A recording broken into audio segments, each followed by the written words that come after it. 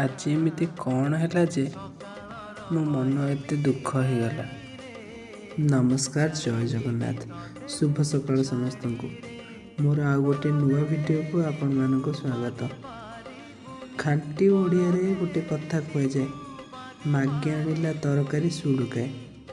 ଏ କଥାଟି ଆପଣମାନେ କେଉଁଠି ନା କେଉଁଠି କେବେ ନା କେବେ ଶୁଣିଥିବେ। ଏ କଥା କହିବାର ଅର୍ଥ ହେଉଛି ଯେ ମୋର 2 ଦିନ ପାଇଁ ଛୁଟି ମଞ୍ଜୁର ହୋଇଥିଲା। ଏବେ ତ 2 ଦିନ ସରିଗଲା, ଛୁଟି ବି ସରିଗଲା। ଇଚ୍ଛା ନଥିବା ସତ୍ତ୍ୱେ ବି ମୋତେ ମୋ କର୍ମସ୍ଥଳକୁ ଫେରିଯିବାକୁ ହେବ। କିନ୍ତୁ ଏ ମନଟା ଭାରି ଅବୁଝା, ଭାରି ଅମାନିଆ। ସମୟକୁ କହୁଛି, ରେ ସମୟ, ଆଉ କିଛି କ୍ଷଣ ରହିଯା, କିଛି କ୍ଷଣ। ଯଦି ସମୟକୁ ରୋକାଯାଇ ପାରିଥାନ୍ତା, ସର୍ବପ୍ରଥମେ ସମୟକୁ ମନ ହିଁ ରୋକିଥାନ୍ତା।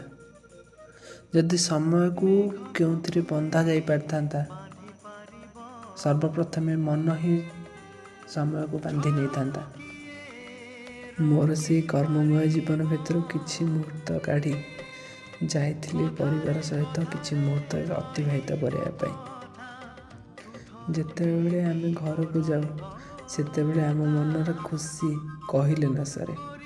କିନ୍ତୁ ଆସିବା ବେଳେ, ଯିବା ବେଳର ଖୁସି ଅପେକ୍ଷା ବହୁତ ଦୁଃଖ ଲାଗେ, ବହୁତ କଷ୍ଟ ଲାଗେ। ଆପଣାର ଲୋକମାନଙ୍କ ଠାରୁ ଦୂରରେ ରହିବା ଯେ କେତେ କଷ୍ଟ, ଯେଉଁମାନେ ଦୂରରେ ରହୁଛନ୍ତି ସେମାନେ ଫିଲ୍ କରିପାରୁଥିବେ। ଯେହେତୁ ମୁଁ ଘରର ବଡ଼ ପୁଅ, ଘରର ସବୁ ଦାୟିତ୍ୱ ଏବେ ମୋ